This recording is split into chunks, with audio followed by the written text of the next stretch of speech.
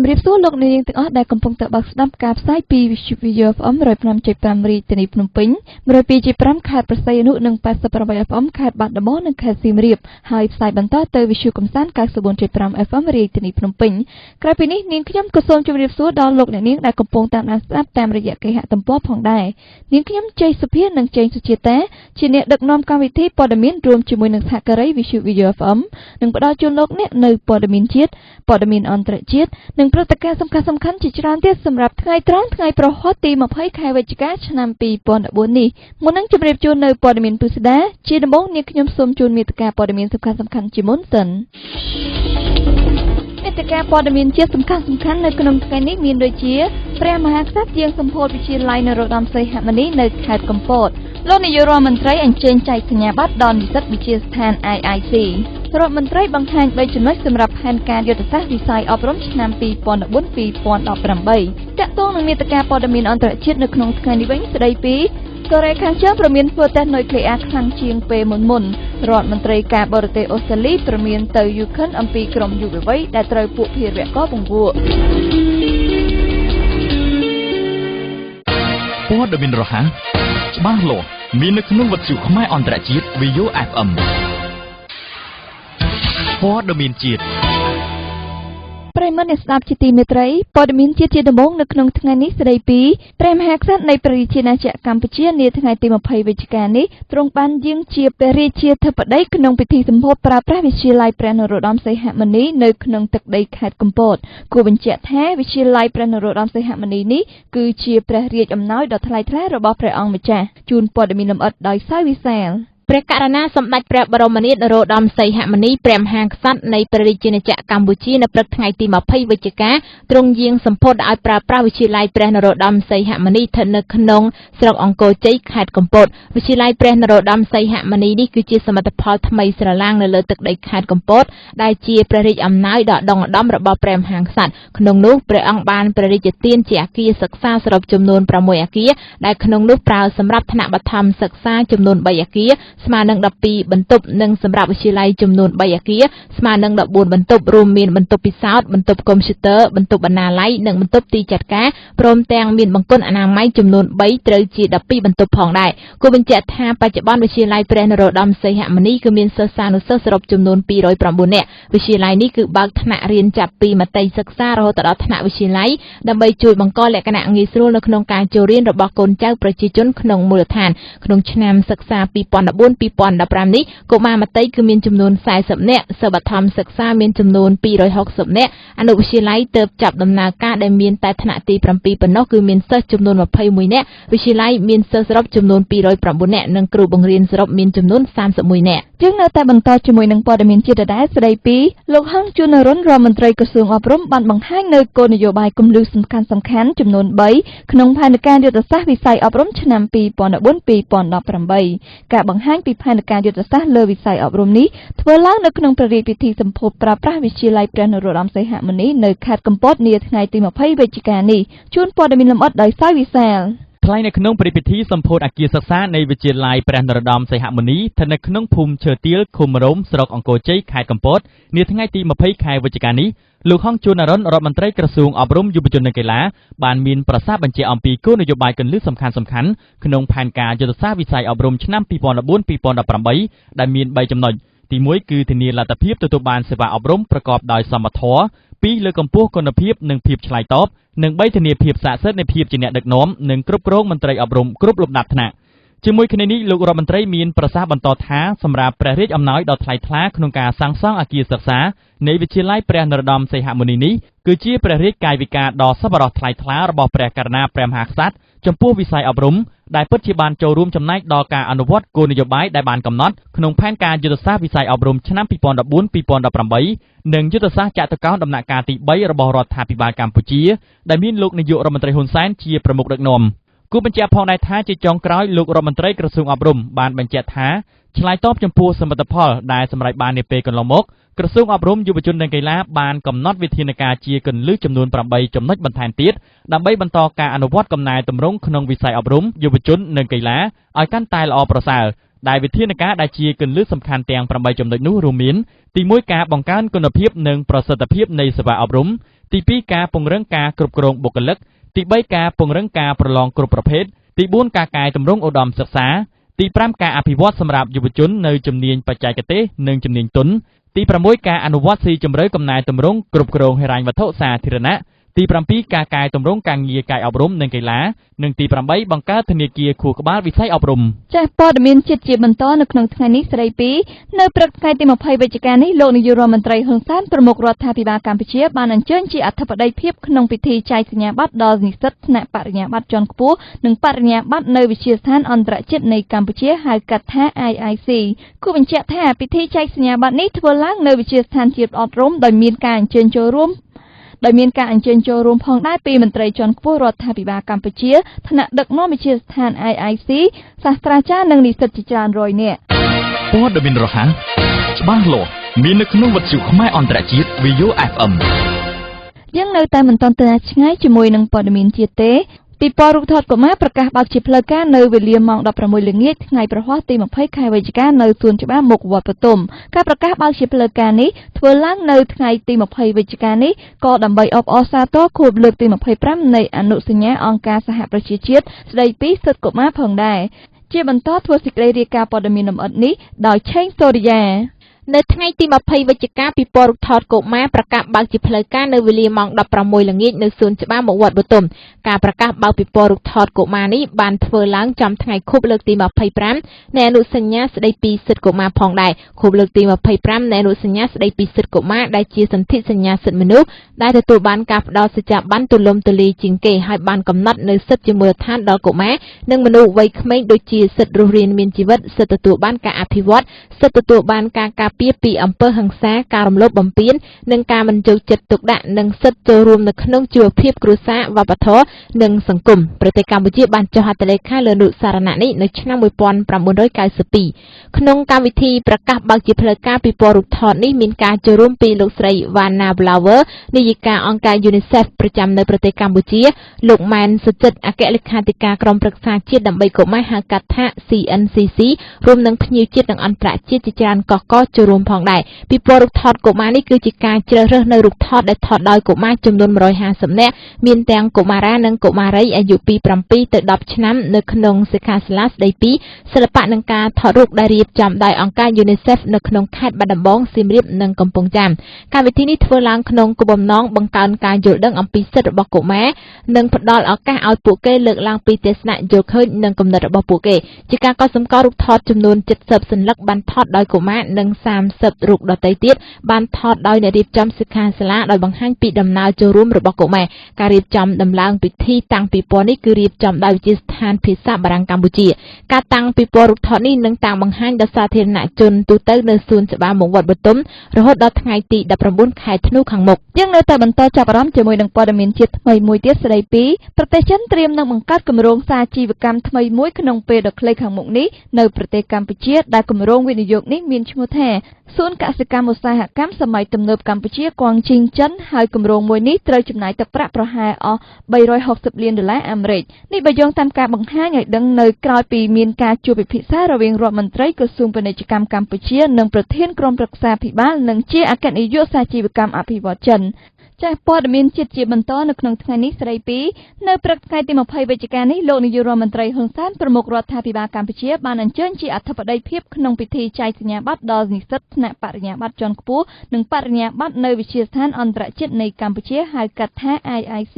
គូបញ្ជាក់ថាពិធីចែកសញ្ញាបត្រនេះធ្វើឡើងនៅវិទ្យាស្ថានជាតិអប់រំដោយមានការអញ្ជើញចូលរួមផងដែរពីមន្ត្រីជាន់ខ្ពស់រដ្ឋាភិបាលកម្ពុជាថ្នាក់ដឹកនាំវិទ្យាស្ថាន IIC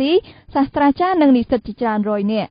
ចា៎ងាកមកចាប់អារម្មណ៍ពីព័ត៌មានជាតិមួយទៀតធនាគារហ្វីលីពីនជាធនាគារដំបូងគេបង្អស់ក្នុងប្រទេសកម្ពុជាដែលបាននាំមកនូវគណនេយ្យសន្សំសម្រាប់កុមារខណៈដែលកម្ពុជាមានប្រជាជនវ័យក្មេងប្រហែល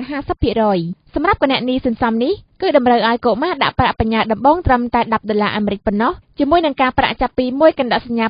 5% ហើយនឹងបន្តកើនឡើងរហូតដល់ 3% ក្នុងមួយឆ្នាំសម្រាប់គណនេយ្យសន្សំរបស់ពួកគេគណនេយ្យសន្សំនេះនឹងជួយឲ្យមាតាបិតាទាំងឡាយអាចរៀបចំផែនការសម្រាប់អនាគតកូនៗរបស់ពួកគេក៏ដូចជាបណ្ដុះនូវទម្លាប់ល្អក្នុងការសន្សំប្រាក់ដល់ពួកគេដែរសូមបញ្ជាក់ដែរថា ធនាគារហ្វីលីពីន PLC មានចំនួន16សាខាទូទាំងប្រទេសក្នុងអាស៊ីអូស្ត្រាលីអឺរ៉ុបនិងអាមេរិកខាងជើងហើយក៏មាន4សាខាក្នុងពេលបច្ចុប្បន្ននៅរាជធានីភ្នំពេញដូចជាសាខានៅតាមបណ្ដោយផ្លូវនរោត្តមផ្លូវកម្ពុជាក្រោមផ្លូវម៉ៅសេតុងនិងស្ទឹងមានជ័យចាប់បន្តទៅព័ត៌មានជាតិមួយទៀតបើតាមរបាយការណ៍ស្ថានភាពនាំចេញអង្ករកម្ពុជា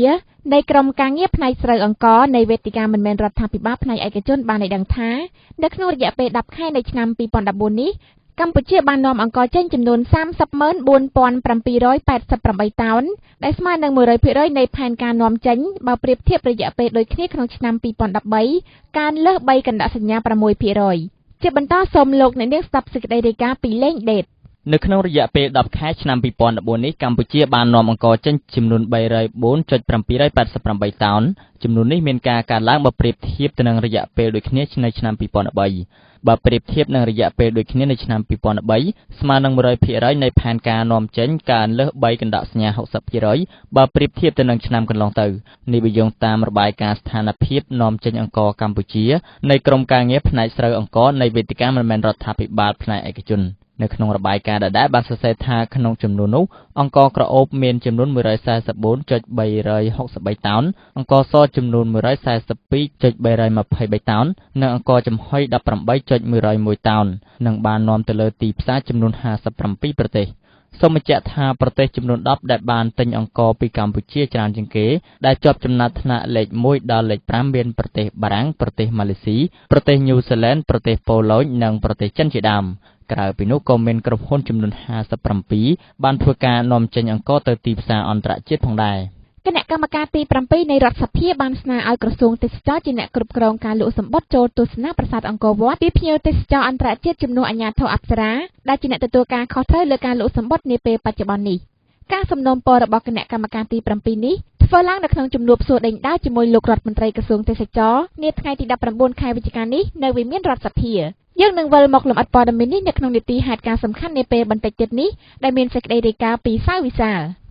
ព័ត៌មានឈានមុខវិទ្យុខ្មែរអន្តរជាតិ VU FM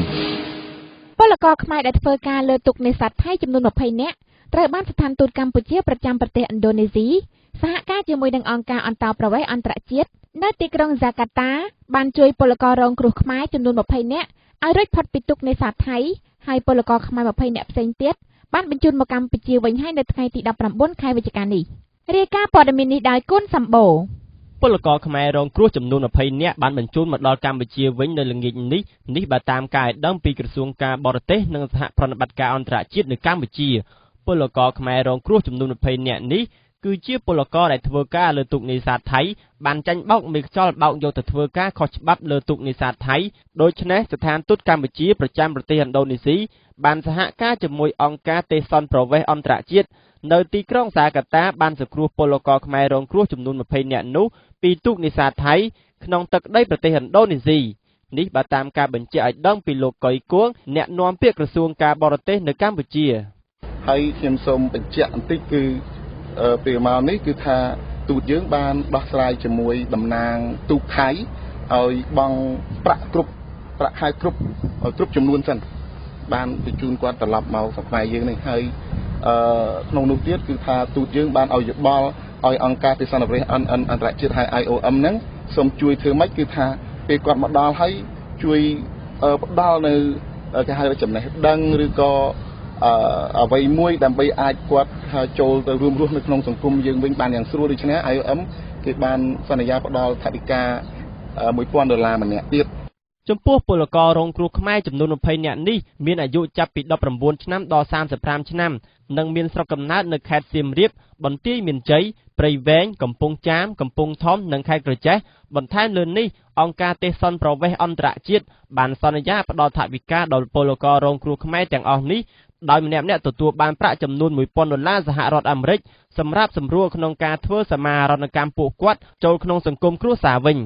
គូបញ្ជាក់ថាស្ថានទូតកម្ពុជាប្រចាំប្រទេសឥណ្ឌូនេស៊ីបានជួយសង្គ្រោះពលករខ្មែរចំនួន20នាក់ដែលចាញ់បោកមេខ្យល់បោកយកទៅធ្វើការខុសច្បាប់លើទូកនេសាទថៃក្នុងទឹកដីប្រទេសឥណ្ឌូនេស៊ីចាប់តាំងពីដើមខែវិច្ឆិកាមកម្លេះហើយមកដល់ពេលនេះស្ថានទូតកម្ពុជាប្រចាំប្រទេសឥណ្ឌូនេស៊ីបានបញ្ជូនពលករ20នាក់មកកម្ពុជាវិញហើយនៅល្ងាចថ្ងៃទី19ខែវិច្ឆិកានេះ នាវាប្រទេសជប៉ុនបានដឹកក្រុមយុវជនអាស៊ីអាគ្នេយ៍មកពីបណ្ដាប្រទេសសមាជិកអាស៊ាន11ប្រទេសចំនួន367រូបចូលចតនៅកំពង់ផែស្វយ័តក្រុងព្រះសីហនុដោយសុវត្ថិភាពហើយនៅថ្ងៃទី19ខែវិច្ឆិកានេះនាវាយុវជនអាស៊ីអាគ្នេយ៍និងជប៉ុនរៀបចំនៅកម្ពុជាជាលើកដំបូងក្នុងប្រវត្តិសាស្ត្ររយៈពេល5ថ្ងៃដែលចាប់ពីថ្ងៃទី19ដល់ថ្ងៃទី23ខែវិច្ឆិកាលំអិតព័ត៌មាននេះដោយឆេងសូរិយាកម្មវិធីនាវាយុវជនអាស៊ីអាគ្នេយ៍និងជប៉ុនមករៀបចំនៅកម្ពុជារយៈពេល5ថ្ងៃដែលគិតចាប់ពីថ្ងៃទី19ដល់ថ្ងៃទី23ខែវិច្ឆិកាខាងមុខនេះគឺជាលើកដំបូងហើយនៅក្នុងប្រវត្តិសាស្ត្រដែលប្រទេសជប៉ុនបានដឹកនាំក្រុមយុវជនអាស៊ីអាគ្នេយ៍មកពីបណ្ដាប្រទេសសមាជិកអាស៊ាន11ប្រទេសចំនួន367រូបនៅព្រឹកថ្ងៃទី19ខែវិច្ឆិកានៅវេលាម៉ោង8នាវាយុវជនអាស៊ីអាគ្នេយ៍និងជប៉ុនបានចូលចតកំពង់ផែស្វយ័តក្រុងព្រះសីហនុដោយសុវត្ថិភាពហើយអញ្ជើញចូលរួមទទួលក្រុមយុវជនអាស៊ីអាគ្នេយ៍នៅកំពង់ផែស្វយ័តក្រុងព្រះសីហនុរួមមានលោកឈិតសុខុនអភិបាលខេត្តព្រះសីហនុលោកហ៊ុនម៉ាណីប្រធានសហភាពសហព័ន្ធយុវជនកម្ពុជានិងលោកស្រីប្រធានអនុប្រធានមន្ទីរអង្គភាពនានាជំនួសឲ្យសាលាខេត្តព្រះសីហនុជាច្រើនរូបទៀតផងដែរតាមគម្រោងនាវាយុវជនអាស៊ីអាគ្នេយ៍និងជប៉ុនមករៀបចំនៅកម្ពុជារយៈពេល5ថ្ងៃដែលគិតចាប់ពីថ្ងៃទី19ដល់ថ្ងៃទី23ខែវិច្ឆិកាមានដូចជានៅថ្ងៃទី20ខែវិច្ឆិកាប្រតិភូធ្វើដំណើរទៅរាជធានីភ្នំពេញដើម្បីសម្ដែងការគួរសមជាមួយនឹងលោកនាយករដ្ឋមន្ត្រីហ៊ុនសែននៅវិមានសន្តិភាពចំណែកនៅថ្ងៃទី21ខែវិច្ឆិកាស្នាក់នៅរាជធានីភ្នំពេញនិងថ្ងៃទី22ខែវិច្ឆិកាត្រឡប់មកខេត្តព្រះសីហនុវិញនៅថ្ងៃចុងក្រោយគឺថ្ងៃទី23ខែវិច្ឆិកានាវាចេញដំណើរទៅប្រទេសសហភាពមីយ៉ាន់ម៉ាគូរំលឹកថាកម្មវិធីនាវាយុវជនអាស៊ីអាគ្នេយ៍តែងតែប្រព្រឹត្តទៅរៀងរាល់ឆ្នាំចាប់ពីឆ្នាំ1974មកក្រោមការឧបត្ថម្ភរបស់រាជរដ្ឋាភិបាលជប៉ុនដែលមានការចូលរួមពីបណ្ដាប្រទេសសមាជិកអាស៊ានព្រះរាជាណាចក្រកម្ពុជាបានចូលរួមកម្មវិធីនាវាយុវជនអាស៊ីអាគ្នេយ៍នៅឆ្នាំ2000បន្ទាប់ពីកម្ពុជាចូលជាប្រទេសសមាជិកអាស៊ាននៅក្នុងឆ្នាំ1999អ៊ីនធឺណិត Easycom Radio បើលោកអ្នកចូលចិត្តស្ដាប់វិទ្យុដែរឬទេប្រសិនបើលោកអ្នកចូលចិត្តលោកអ្នកអាចស្ដាប់ការផ្សាយផ្ទាល់របស់វិទ្យុតាមរយៈប្រព័ន្ធអ៊ីនធឺណិត Easycom ដែលឥតគិតថ្លៃលោកអ្នកអាចស្ដាប់វិទ្យុដែលលោកអ្នកចូលចិត្តដោយចូលទៅកាន់គេហទំព័រ www.easycom.com.kh/live-radio សូមជ្រើសរើស logo វិទ្យុណាមួយដែលលោកអ្នកចូលចិត្តហើយចូលរួមស្ដាប់ដោយរីករាយវិទ្យុរបស់លោកអ្នកគ្រប់ទីកន្លែងគ្រប់ពេលវេលា Easycom សេវាអ៊ីនធឺណិតលំដាប់ខ្ពស់នៅកម្ពុជាព័ត៌មានអន្តរជាតិ ប្រិយមិត្តអ្នកស្ដាប់ជាទីមេត្រីតាក់ទងនឹងព័ត៌មានអន្តរជាតិជាដំបូងនៅក្នុងថ្ងៃនេះវិញស្ដីពីបន្ទាប់ពីមានប្រទេសភាគច្រើនគាំទ្រឲ្យបញ្ជូនកូរ៉េខាងជើងទៅតុលាការឧក្រិដ្ឋកម្មអន្តរជាតិដើម្បីបំភ្លឺពីបញ្ហាសិទ្ធិមនុស្សនិងសកម្មភាពឧក្រិដ្ឋកម្មប្រឆាំងមនុស្សជាតិកូរ៉េខាងជើងហាក់មិនសប្បាយចិត្តឡើយចំពោះការកោះហៅនេះជាការឆ្លើយតបកូរ៉េខាងជើងបានព្រមានថានឹងធ្វើតេស្តនុយក្លេអ៊ែរកាន់តែខ្លាំងជាងមុនចំពោះអ្វីដែលអន្តរជាតិបានធ្វើមកលើខ្លួនធ្វើសេចក្តីរាយការណ៍ព័ត៌មាននេះដោយពេញភេងកូរ៉េខាងជើងបានឆ្លើយតបទៅវិញយ៉ាងខ្លាំងក្លាបំផុតចំពោះការព្រៀងសេចក្តីសម្រេចមួយទាមទារឲ្យមានការកោះហៅកូរ៉េខាងជើងទៅសាកសួរនៅតុលាការឧក្រិដ្ឋកម្មអន្តរជាតិពាក់ព័ន្ធទៅនឹងការរំលោភសិទ្ធិមនុស្សនិងសកម្មភាពឧក្រិដ្ឋកម្មប្រឆាំងមនុស្សជាតិការព្រមាននេះធ្វើឡើងបន្ទាប់ពីមានការបោះឆ្នោតមួយរៀបចំដោយអង្គការសហប្រជាជាតិដើម្បីសម្រេចនិងស្វែងរកសម្លេងគាំទ្រឲ្យមានការកោះហៅកូរ៉េខាងជើងទៅសាកសួរជាលទ្ធផលមានសម្លេងគាំទ្រច្រើនជាងសម្លេងប្រឆាំងចំពោះការកោះហៅកូរ៉េខាងជើងឲ្យឡើងទៅបំភ្លឺនៅតុលាការឧក្រិដ្ឋកម្មអន្តរជាតិជុំវិញការចោទប្រកាន់របស់អន្តរជាតិនៅមុនបោះឆ្នោតលោកជូមយ៉ុងណាមតំណាងរបស់កូរ៉េខាងជើងប្រចាំនៅអង្គការសហប្រជាជាតិបានចេញនូវការព្រមានស្តីងគ្នាម្ដងរួចមកហើយដោយលោកបានលើកឡើងថាការរិះរកមធ្យោបាយដាក់ទោសដល់កូរ៉េខាងជើងតាមរយៈការកោះហៅទៅសាកសួរអំពីបញ្ហាសិទ្ធិមនុស្សនេះគឺពិតជាបង្ខំមិនឲ្យកូរ៉េខាងជើងទប់អារម្មណ៍បានហើយនឹងបន្តធ្វើតេស្តនុយក្លេអ៊ែរកាន់តែខ្លាំងជាងមុនទៅទៀតលោកបានបន្តទៀតថាជាក់ស្ដែងណាស់សកម្មភាពនុយក្លេអ៊ែរនេះគឺពិតជាមានសារៈសំខាន់ខ្លាំងណាស់នៅក្នុងការការពារអនុភាពនិងសមត្ថភាពរបស់រដ្ឋកូរ៉េខាងជើងហើយក៏ដើម្បីការពារសិទ្ធិប្រជាជនយើងផងដែរចំពោះសកម្មភាពដែលមិនគួរនឹងធ្វើឲ្យគ្មានហេតុផលដែលជាយុទ្ធនាការផ្ដាំឡើងដោយអាមេរិកតាក់ទងទៅនឹងបញ្ហាសិទ្ធិមនុស្សហើយអ្នកគាំទ្ររបស់គេក៏បានប៉ុនប៉ងចង់លុបបំបាត់ប្រព័ន្ធរដ្ឋនិងសង្គមរបស់កូរ៉េខាងជើងទៀតនោះវារត់តែបញ្ឆេះកាន់តែខ្លាំងឲ្យកូរ៉េខាងជើងបន្តធ្វើតេស្តនុយក្លេអ៊ែរច្រើនជាងមុនគូបញ្ជាក់ផងដែរថាដោយសារតែការសម្លឹងឃើញពីអន្តរជាតិថាកូរ៉េខាងជើងបានធ្វើសកម្មភាពរំលោភសិទ្ធិមនុស្សធ្ងន់ធ្ងរជាពិសេសគឺការដាក់ទោសទណ្ឌដល់មនុស្សយ៉ាងសាហាវផងនោះទើបគណៈកម្មការមហាសន្និបាតអង្គការសហប្រជាជាតិសម្រាប់បោះឆ្នោតរកការគាំទ្រឲ្យកូរ៉េខាងជើងចូលបំភ្លឺបន្ថែមនៅតុលាការឧក្រិដ្ឋកម្មអន្តរជាតិ ជុំវិញសកម្មភាពរបស់ខ្លួនលទ្ធផលបោះឆ្នោតកាលពីថ្ងៃទី18វិច្ឆិកាបានបញ្ជាក់ថាមានប្រទេសចំនួន111បានគាំទ្រហើយប្រទេសចំនួន19បានប្រឆាំងក្រៅពីនោះនៅមានប្រទេសចំនួន55ផ្សេងទៀតមិនបានឆ្លើយថាគាំទ្រឬក៏ប្រឆាំងនោះទេយ៉ាងណាក៏ដោយមហាសន្និបាតអង្គការសហប្រជាជាតិគ្មានសិទ្ធិនៅក្នុងការកោះហៅកូរ៉េខាងជើងឬក៏មេដឹកនាំរបស់គេលោកគីមចុងអ៊ុនឡើងទៅតុលាការឧក្រិដ្ឋកម្មអន្តរជាតិឡើយសិទ្ធិអំណាចចំពោះការបញ្ជូនកូរ៉េខាងជើងទៅកាន់តុលាការឧក្រិដ្ឋកម្មអន្តរជាតិគឺរំពឹងទៅលើតែក្រុមប្រឹក្សាសន្តិសុខអង្គការសហប្រជាជាតិដែលមានសមាជិកចំនួន15ប្រទេសប៉ុណ្ណោះក្នុងចំណោមសមាជិកទាំង15ប្រទេសនោះក៏មានរុស្ស៊ីនិងចិនផងដែរដែលជាខែដ៏រឹងមាំសម្រាប់កូរ៉េខាងជើងដូច្នេះវាលំបាកណាស់ចំពោះការចង់ដាក់ទណ្ឌកម្មលើកូរ៉េខាងជើងព្រោះរុស្ស៊ីនិងចិនក៏បានបោះឆ្នោតបដិសេធការបញ្ជូនកូរ៉េខាងជើងទៅកាន់តុលាការអន្តរជាតិថែមទៀតអញ្ចឹងនោះបើសិនជាអន្តរជាតិចង់ឲ្យលោកគីមចុងអ៊ុនចូលបំភ្លឺនៅតុលាការឧក្រិដ្ឋកម្មអន្តរជាតិនោះវាពិតជាមិនងាយស្រួលដូចជាការគិតឡើយហើយអាចនិយាយបានថាមិនអាចទៅរួចក៏ថាបានជាថ្មីជាមួយនឹងព័ត៌មានអន្តរជាតិដដែលស្ដីពីរដ្ឋមន្ត្រីការបរទេសអូស្ត្រាលីបានប្រើប្រាស់តួនាទីរបស់ខ្លួនជាប្រធាននៃកិច្ចប្រជុំក្រុមប្រឹក្សាសន្តិសុខនៃអង្គការសហប្រជាជាតិព្រមានយូខិនជុំវិញករណីគំរាមកំហែងជាច្រើនលើកច្រើនសារពីសំណាក់ក្រុមពួកភេរវករការគំរាមនេះធ្វើឡើងដោយប្រើប្រាស់បច្ចេកវិទ្យាទំនើបក្នុងការទំនាក់ទំនងគ្នាទៅវិញទៅមកជូនព័ត៌មានលម្អិតដោយលៀងធីតាបើយោងតាមទីភ្នាក់ងារព័ត៌មានចិនស៊ីនហួរចេញផ្សាយនៅថ្ងៃប្រហ័សបានឲ្យដឹងថាដើម្បីប្រមានចំពោះការគំរាមកំហែងជាច្រើនលើកជាច្រើនសាររបស់ក្រុមភេរវករដែលកំពុងបង្កើតបកថ្មីនោះអ្នកស្រី Julie Bishop ជារដ្ឋមន្ត្រីការបរទេសអូស្ត្រាលីបានប្រើប្រាស់តួនាទីរបស់ខ្លួនជាប្រធាននៃកិច្ចប្រជុំក្រុមប្រឹក្សាសន្តិសុខនៃអង្គការសហប្រជាជាតិជាពិសេសអ្វីដែលក្រុមភេរវករនោះកំពុងសម្ដៅមុខព្រួញទៅកាន់ក្រុមយុវវ័យក្នុងនោះមានដូចជាអំពើហិង្សានិងក្រុមភេរវករដែលព្យាយាមបង្កើតបកពួកថ្មីជាយុវវ័យដោយប្រើប្រាស់បច្ចេកវិទ្យាទំនើបក្នុងទំនាក់ទំនងជាមួយគ្នាផងដែរអ្នកស្រី Julie Bishop ជារដ្ឋមន្ត្រីការបរទេសអូស្ត្រាលីបានថ្លែងនៅចំពោះមុខសមាជិកក្រុមប្រឹក្សាសន្តិសុខក្នុងកិច្ចប្រជុំឆ្លើយតបចំពោះអំពើភេរវកម្មនៅក្នុងទីក្រុងយូយ៉កសហរដ្ឋអាមេរិកបានដឹងថា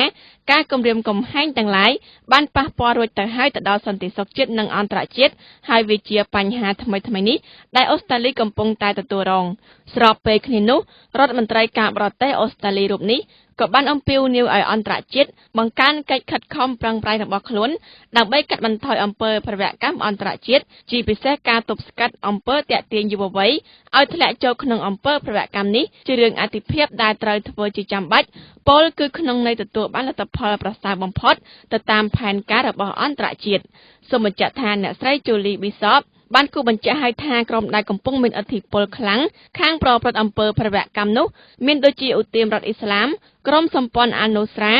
និងបណ្ដាក្រុមពាក់ព័ន្ធទៅនឹងពួកអាល់កៃដាដល់គ្រោះថ្នាក់ជាច្រើនទៀតពួកគេទាំងនេះបានបង្កើតបណ្ដាញស្ទើរពាសពេញពិភពលោកហើយក៏កំពុងតែតាក់ទាញយុវវ័យក្មេងខ្ចីជាច្រើនឲ្យចូលរួមផងដែរអ្នកនាំពាក្យរបស់ប្រធានាធិបតីរុស្ស៊ីបានប្រាប់ទៅដល់បណ្ដាញសារព័ត៌មាន BBC ថារុស្ស៊ីបានប្រកាសទាមទារទំនុកចិត្ត 100% ពីអង្គការ NATO ដែលសូមឲ្យ NATO ធានាថាគ្មាននរណាម្នាក់គិតឬក៏ចង់ឲ្យអ៊ុយក្រែនចូលជាសមាជិកអង្គការ NATO ឡើយជាបន្តសូមស្ដាប់ពេញភ័យរាយការណ៍ព័ត៌មាននេះអ្វីដែលរុស្ស៊ីព្រួយបារម្ភខ្លាំងចំពោះអ៊ុយក្រែនបច្ចុប្បន្នគឺខ្លាចអ៊ុយក្រែនងាកចេញទៅចាប់ដៃជាមួយអឺរ៉ុបហើយលែងដៃខ្លួនចោលជាពិសេសគឺខ្លាចអ៊ុយក្រែនចូលជាសមាជិកអង្គការ NATOប្រសិនបើអ៊ុយក្រែនចូលជាសមាជិកអង្គការ NATO មែននោះច្បាស់ណាស់ថាអង្គការមួយនេះប្រកាសជាលូកដៃយ៉ាងជ្រៅអន្តរាគមន៍បញ្ហានៅអ៊ុយក្រែនត្បិតបច្ចុប្បន្នអ៊ុយក្រែននៅមិនទាន់ជាសមាជិក NATO ផងប៉ុន្តែអង្គការ NATO បានរំកិលខ្លួនបន្តិចម្ដងចូលទៅពាក់ព័ន្ធបញ្ហានៅព្រំដែនរុស្ស៊ីទៅហើយក៏បានធ្វើឲ្យរុស្ស៊ីពិបាកដែរជាមួយការជ្រៀតជ្រែកចូលម្ដងបន្តិចរបស់អង្គការ NATO នេះហើយធ្វើឲ្យរុស្ស៊ីមានការព្រួយបារម្ភយ៉ាងខ្លាំងហើយរុស្ស៊ីក៏បានសុំការធានា 100% ពីអង្គការ NATO ថាគ្មាននរណាម្នាក់គិតឬក៏ចង់ឲ្យអ៊ុយក្រែនចូលជាសមាជិករបស់ NATO នោះទេលោក Dmitry Peskov ជាអ្នកនាំពាក្យរបស់លោក Vladimir Putin បានបញ្ជាក់ដឹងថាសកម្មភាពរបស់ NATO ចូលទៅតំបន់ព្រំដែនរុស្ស៊ីនេះបានបង្កការភ័យខ្លាចយ៉ាងខ្លាំងដល់រុស្ស៊ីទាក់ទងទៅនឹងបញ្ហាដ៏ចម្រូងចម្រាសនេះបើតាមលោកពូទីនវិញបាននិយាយថាអាមេរិកនឹងមិនបង្ក្រាបទៅលើរុស្ស៊ីជុំវិញបញ្ហានៅអ៊ុយក្រែនទេចំណែកឯរដ្ឋមន្ត្រីការបរទេសអាល្លឺម៉ង់វិញបាននិយាយថាអឺរ៉ុបកំពុងតែដឹកនាំចំពោះទៅរកការប្រជុំមុខដាក់គ្នាជាងការសហការចំពេលដែលមានការព្រមានថារុស្ស៊ីកំពុងបង្កើនកម្លាំងខ្លួននៅតំបន់ព្រំដែនអ៊ុយក្រែន នៅក្នុងការធ្វើសន្និសីទកាសែតរួមគ្នានៅក្នុងទីក្រុងមូស្គូរវាងរដ្ឋមន្ត្រីការបរទេសរុស្ស៊ីនិងរដ្ឋមន្ត្រីការបរទេសអាល្លឺម៉ង់លោក Frank Walter Steinmeier លោក Frank Walter បាននិយាយថាខណៈពេលដែលមានការប្រយុទ្ធបានរីករាលដាលនៅភាគខាងកើតអ៊ុយក្រែនលោកសង្កេតឃើញថាគ្មានភាពល្អប្រសើរណាមួយបានកើតឡើងឡើយលោកក៏បានជំរុញឲ្យរុស្ស៊ីគោរពកិច្ចព្រមព្រៀងជប់បាញ់គ្នាចុះនៅទីក្រុងមីនកន្លងមកផងដែរគូបញ្ជាក់ថាកន្លងមកអង្គការ NATO បានព្រមានដល់រុស្ស៊ីដែលបានបង្កើនកម្លាំងនៅតំបន់ដែលក្រុមឧទាមកាន់កាប់ទឹកដីនៅភាគខាងកើតប្រទេសអ៊ុយក្រែនប៉ុន្តែរុស្ស៊ីបានចោទប្រកាន់ទៅអង្គការ NATO ថាកំពុងតែបំបែកការសន្យាជាប្រវត្តិសាស្ត្រតាមរយៈការរំកិលខ្លួនចូលទៅតំបន់ព្រំដែនរុស្ស៊ីចំពោះសហភាពអឺរ៉ុបកាលពីថ្ងៃច័ន្ទបានយល់ព្រមលើការបង្កើនការដាក់ទណ្ឌកម្មលើទីក្រុងមូស្គូចំពោះសកម្មភាពដែលលោកខាងលិចបានចោទរុស្ស៊ីថាពាក់ព័ន្ធដោយផ្ទាល់ជាមួយក្រុមឧទាមនិងបានអះអាងថារុស្ស៊ីបានបំពាក់អាវុធដល់ក្រុមឧទាមថែមទៀតផងចាស់យើងនៅតែបន្តចាប់ផ្ដើមលើព័ត៌មានអន្តរជាតិសន្និសីទកាសែតអ៊ីនធឺណិតដ៏គួរឲ្យភ្ញាក់ផ្អើលមួយត្រូវបានរៀបចំឡើងនៅក្នុងខេត្តភាគខាងកើតនៃប្រទេសចិនដែលមានអ្នកចូលរួមពីសំណាក់ក្រុមហ៊ុនល្បីៗជាច្រើនទាំងជាតិនិងអន្តរជាតិសន្និសីទកាសែតមួយនេះបានរៀបចំឡើងខណៈដែលមានការរិះគន់យ៉ាងខ្លាំងទៅលើរដ្ឋាភិបាលចិនដែលបានរាំងខ្ទប់ការប្រើប្រាស់ប្រព័ន្ធអ៊ីនធឺណិតលម្អិតព័ត៌មាននេះដោយអ៊ុនសុកឡាវាគ្មិនមានដូចជានាយកប្រតិបត្តិកម្ពុជាមកពីក្លឹបយក្សអ៊ីនធឺណិតមានក្រុមហ៊ុន Alibaba ក្រុមហ៊ុន Tencent និងក្រុមហ៊ុន Baidu រួមជាមួយនាយកប្រតិបត្តិក្រុមហ៊ុន Qualcomm ក្រុមហ៊ុន Microsoft និងក្រុមហ៊ុន Samsung សន្និសីទកាសែតមួយនេះបានផ្ដោតលើបញ្ហាក្តៅជាច្រើននៅក្នុងប្រព័ន្ធអ៊ីនធឺណិតដែលមានដូចជាសន្តិសុខអ៊ីនធឺណិតការបង្ក្រាបការប្រឆាំងទៅនឹងអំពើភេរវកម្មតាមអ៊ីនធឺណិតជាដើមសន្និសីទកាសែតដែលបានទាក់ទាញភ្ញៀវជាតិនិងអន្តរជាតិយ៉ាងច្រើនកកបើគិតត្រឹមតែអ្នកកាសែតជាតិនិងអន្តរជាតិមានចំនួនដល់ទៅជិត700នាក់សន្និសីទដ៏គួរឲ្យភ្ញាក់ផ្អើលនិងជាលើកដំបូងសម្រាប់ប្រទេសចិនប្រព្រឹត្តទៅរយៈពេល3ថ្ងៃចាប់ពីថ្ងៃពុធទី19ដល់ថ្ងៃសុក្រទី21ខែវិច្ឆិកានៅវូសានភាគខាងកើតប្រទេសចិនត្រូវបានអនុញ្ញាតឲ្យមនុស្សម្នាប្រើប្រាស់ Wi-Fi ក្នុងល្បឿនលឿនដោយសេរីនៅទូទាំងវូសាននោះសន្និសីទកាសែតអ៊ីនធឺណិតបានប្រព្រឹត្តទៅនៅប្រទេសដែលរឹតបន្តឹងការប្រើប្រាស់ប្រព័ន្ធអ៊ីនធឺណិតបានធ្វើឡើងចំពេលដែលមានការរិះគន់យ៉ាងខ្លាំងពីម្ចាស់គេហទំព័រនិងអ្នកប្រើប្រាស់ដោយបានលើកឡើងថាបានបំបិទសិទ្ធិសេរីភាពនៅក្នុងការប្រើប្រាស់បើតាមអង្គការលើកលែងទោសអន្តរជាតិ Amnesty International បានឲ្យដឹងថាប្រទេសចិនបានប្លុកគេហទំព័របរទេសមិនឲ្យមានដំណើរការរាប់ពាន់គេហទំព័រនិងប្រព័ន្ធផ្ដល់ព័ត៌មានតាមបណ្ដាញសង្គម Facebook និង Twitter ប្រព័ន្ធចែកចាយមាតិកាហៅថា Adcast បានរាយការណ៍ថាមនុស្សរាប់ពាន់នាក់នៃគេហទំព័រនិងកម្មវិធីទូរស័ព្ទត្រូវបានគេរារាំងមិនឲ្យប្រើប្រាស់បានគួរបញ្ជាក់ថាចិនជាប្រទេសមួយដែលបំបិទសិទ្ធិសេរីភាពនៅក្នុងការបញ្ចេញព័ត៌មានទៅខាងក្រៅខណៈដែលប្រព័ន្ធអ៊ីនធឺណិតនេះជាប្រព័ន្ធចែកចាយព័ត៌មានយ៉ាងឆាប់រហ័សបំផុតជាការកត់សម្គាល់ស្របពេលដែលមានការតវ៉ាទាមទារសិទ្ធិសេរីភាពនៅហុងកុងអំណាចផ្ដាច់ការទីក្រុងប៉េកាំងបានរាំងខ្ទប់ព័ត៌មានគ្រប់ច្រកល្ហកក្រៅពីបិទព័ត៌មានក៏មានការចាប់ខ្លួនមនុស្សមួយចំនួនបន្ទាប់ពីផ្សព្វផ្សាយព័ត៌មានប្រឆាំងទៅនឹងរដ្ឋាភិបាលប៉េកាំងចូលទៅក្នុងប្រព័ន្ធអេឡិចត្រូនិកដ៏មានប្រជាប្រិយភាពនៅលើពិភពលោកមួយនេះ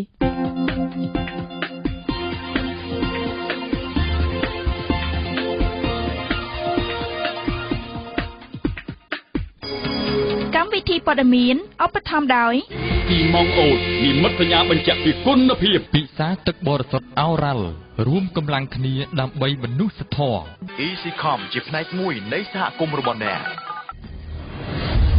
ខ្ញុំផ្ដល់ព័ត៌មានលឿនរហ័សនិងច្បាស់លាស់ជូនលោកអ្នកយ៉ាងពិតប្រាកដមិនត្រឹមតែព័ត៌មានការកម្សាន្តអប់រំនិងចំណេះដឹងថ្មីៗត្រូវបានផ្សាយជូនជារៀងរាល់ថ្ងៃអ្វីដែលពិសេសទៅទៀតនោះខ្ញុំជាជើងឯកក្នុងការផ្សព្វផ្សាយពាណិជ្ជកម្មសេវាកម្មទៅអតិថិជនរបស់លោកអ្នកយ៉ាងមានប្រសិទ្ធភាព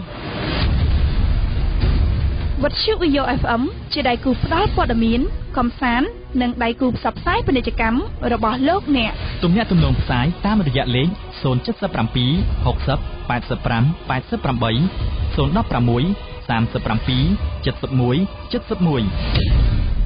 ប្រិយមិត្តអ្នកស្ដាប់ជាទីមេត្រីលោកអ្នកកំពុងស្ដាប់កម្មវិធីផ្សាយព័ត៌មានរបស់វិទ្យុ VO FM កម្មវិធីផ្សាយបន្តគឺជានីតិហេតុការណ៍សំខាន់ដែលនីតិហេតុការណ៍សំខាន់នាល្ងាចនេះស្ដីពីគណៈកម្មការទី7ស្នើឲ្យក្រសួងទេសចរជាអ្នកគ្រប់គ្រងការលក់សម្បត្តិនៅអង្គរដែលរៀបចំដោយសាវវិសាលបន្តមកទៀតគឺជានីតិភ្ញៀវប្រចាំសប្តាហ៍ដែលនីតិភ្ញៀវប្រចាំសប្តាហ៍ថ្ងៃនេះស្ដីពីចេនឡាមីឌៀនិយាយថាកូនខ្មែរក៏អាចផលិតវីដេអូដូចបរទេសដែរដែលរៀបចំដោយលៀងធីតា ចំណែកឯនីតិបទយកការនៅក្នុងល្ងាចនេះនឹងស្ដីពីមន្ទីរពេទ្យមិត្តភាពខ្មែរសូវៀតព្យាបាលជំងឺភ្នែកដោយឥតគិតថ្លៃដែលមានការរៀបចំដោយសហព័ន្ធវេហានិងចុងបញ្ចប់នៃកម្មវិធីផ្សាយព័ត៌មាននាងខ្ញុំនឹងសូមសង្ខេបជូននៅព័ត៌មានសំខាន់ៗឡើងវិញលោកអ្នកកំពុងស្ដាប់ការផ្សាយវិទ្យុខ្មែរអន្តរជាតិ VO FM ហេតុការណ៍សំខាន់គណៈកម្មការទី7នៃរដ្ឋសភាបានស្នើឲ្យក្រសួងទេសចរជាអ្នកគ្រប់គ្រងការលក់សំបុត្រចូលទស្សនាប្រាសាទអង្គរវត្តពីភ្ញៀវទេសចរអន្តរជាតិជំនួសអាជ្ញាធរអប្សរាដែលជាអ្នកទទួលការខុសត្រូវលើការលក់សំបុត្រនាពេលបច្ចុប្បន្ននេះការសំណូមពររបស់គណៈកម្មការទី7នេះធ្វើឡើងនៅក្នុងជំនួបសួរដេញដោលមួយជាមួយនឹងលោករដ្ឋមន្ត្រីក្រសួងទេសចរនាថ្ងៃទី19ខែវិច្ឆិកានេះនៅវិមានរដ្ឋសភាចាស់ជាបន្តសូមលោកអ្នកនាងស្ដាប់សេចក្តីរាយការណ៍ពីសៅវិសាលបន្ទាប់ពីបញ្ចប់កិច្ចជំនួបសួរដេញដោលរវាងគណៈកម្មការទី7នៃរដ្ឋសភាដឹកនាំដោយលោកយ៉ែមបញ្ញរិទ្ធជាមួយនឹងគណៈប្រតិភូក្រសួងទេសចរដឹកនាំដោយលោកថោងខុនរយៈពេល3ម៉ោងនារសៀលថ្ងៃទី19ខែវិច្ឆិកានេះលោកយ៉ែមបញ្ញរិទ្ធបានថ្លែងប្រាប់ដល់ក្រុមអ្នកសារព័ត៌មានថាបន្ទាប់ពីបានជជែកសួរនាំអរិយាពេលជាច្រើនម៉ោងរួចមកគណៈកម្មការទី7ពេញចិត្តសម្រាប់ការដឹកនាំនិងគ្រប់គ្រងលើវិស័យទេសចរពីសំណាក់លោករដ្ឋមន្ត្រីថោងខុនដែលមានទាំងផែនការយុទ្ធសាស្ត្រជាច្រើនក្នុងការទាក់ទាញភ្ញៀវទេសចរឲ្យមកទស្សនានៅក្នុងប្រទេសកម្ពុជាប៉ុន្តែអ្វីដែលជាចំណុចសំខាន់នោះគឺគណៈកម្មការបានស្នើសុំឲ្យក្រសួងទេសចរជាអ្នកដែលទទួលការគ្រប់គ្រងលើការលក់សំបុត្រនៅប្រាសាទអង្គរវត្តជំនួសអាជ្ញាធរអប្សរាវិញព្រោះគណៈកម្មការទី7មិនចង់ឃើញការខិតខំប្រឹងប្រែងរបស់ក្រសួងទេសចរប៉ុន្តែបែរជាមានអ្នកផ្សេងមកលក់សំបុត្រយកលុយចំណេញទទេនោះទេដោយឯកឧត្តមរដ្ឋមន្ត្រីលោកមានប្រសាសន៍មិញហើយផែនការយុទ្ធសាស្ត្រតាក់ទាញទេសចរមកប្រទេសកម្ពុជាមានគម្រោងផែនការល្អមែនទែនហើយទេសចរមកប្រទេសកម្ពុជាកាន់តែច្រើនឡើងពីមួយឆ្នាំទៅមួយឆ្នាំរដ្ឋយើងខិតខំចំណាយដើម្បីតាក់ទាញទេសចរមកក៏ប៉ុន្តែអ្វីដែលជាសំណុំពរក៏ដូចអាដាមមានប្រសាសន៍ដែរគឺយើងស្នើសុំឲ្យបន្តការគ្រប់គ្រងការលក់សំបុត្របង្គោលនឹងយកមកឲ្យក្រសួងទេសចរគ្រប់គ្រងវិញពីព្រោះយើងចំណាយលុយតាក់ទាញទេសចរមកមិនគួរណាបណ្ដោយឲ្យគេលក់សម្បត្តិយកចំណេញទទេអញ្ចឹងដូច្នេះដើម្បីឲ្យចំណូលចូលដល់ថវិកាជាតិបានកើនឡើងកាត់បន្ថយភាពក្រីក្រដើម្បីប្រមូលថវិកាជាតិឲ្យបានច្រើនយើងស្នើសុំយ៉ាងទទូចយកការលក់សម្បត្តិចូលមើលអង្គរនោះមកគ្រប់គ្រងតាមរយៈក្រសួងទេសចរវិញដល់ឡែកសម្រាប់ការឆ្លើយតបពីសំណាក់លោកថោងខុនរដ្ឋមន្ត្រីក្រសួងទេសចរបានសម្ដែងការស្វាគមន៍យ៉ាងខ្លាំងសម្រាប់ការកោះហៅអញ្ជើញពីសំណាក់គណៈកម្មការទី7ក្នុងការឆ្លើយតាក់ទងទៅនឹងការងារគ្រប់គ្រងនិងដឹកនាំក្នុងវិស័យទេសចរនេះដល់ឡែកចំពោះការសំណូមពរឲ្យក្រសួងជាអ្នកគ្រប់គ្រងលើការលក់សម្បត្តិជំនួសអាជ្ញាធរអប្សរានោះគឺក្រសួងនឹងសិក្សានិងពិចារណាលើបញ្ហានេះខ្ញុំក្នុងនាមគណៈបដិភូសូទេសចរដែលបានដឹកនាំបដិភូមកចូលរួមនេះគឺថាសូមមានការរីករាយឲ្យថ្លែងអំណរគុណចំពោះគណៈកម្មការទី7ដែលបានអនុញ្ញាតឲ្យក្រសួងទេសចរបានបំភ្លឺនៅអ្វីដែលតាក់ទងនឹងការដឹកនាំនិងការគ្រប់គ្រងវិស័យទេសចរកម្ពុជានេះក្នុងគណៈកម្មការក៏បានគ្រប់គ្រងទៅដល់ការអភិវឌ្ឍវិស័យទេសចរកម្ពុជាក្នុងនោះក៏មានសំណុំពរជាច្រើនប៉ុន្តែសំណុំពរមួយគឺថាចង់បានយកការលក់សម្បត្តិអង្គរនេះមកឲ្យក្រសួងទេសចរគ្រប់គ្រងក្នុងនាមក្រសួងទេសចរយើងខ្ញុំមិនមានដំណងចូលកិច្ចការទេព្រោះតែក្រសួងទេសចរការងារច្រើន